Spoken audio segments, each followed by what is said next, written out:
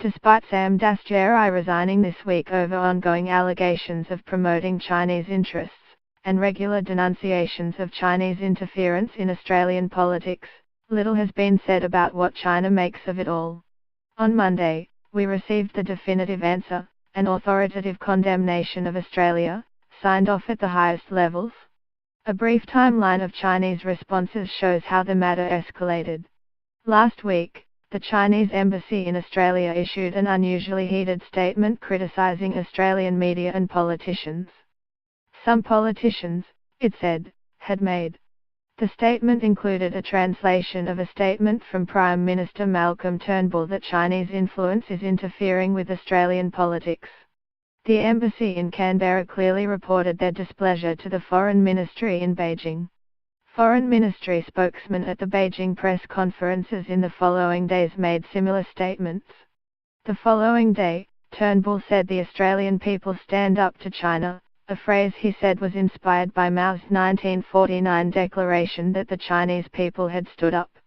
Read more. Dastyari saga shows the need for donations reform, and for politicians to take more care. The matter then escalated. Following the comments being reported, and a meeting in Beijing, almost certainly the next day, to determine the official line, China launched a full rhetorical assault on December the 11th. China's official government spokesperson made a public statement that Turnbull's statement that Australian people stand up was the third leading item on the national news put out by China's state television broadcaster. Most significantly of all, the People's Daily, China's official newspaper of record, had a special signed editorial attacking Australia's government and media. Of these events, it is the People's Daily editorial that is the most authoritative. The People's Daily is the official newspaper of the Communist Party that runs China. It has a number of different classes of editorial. This one is known as a signed editorial. It represents the voice of China. It must be signed off on by a member of China's highest leadership committee, and drafted by a special group within the People's Daily. It is the third highest ranking editorial that can be released.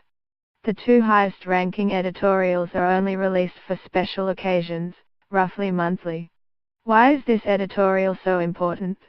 Because it immediately signals to the entire Chinese political system, including roughly 90 million party members and 40 million public servants, that their top leaders are angry at Australia.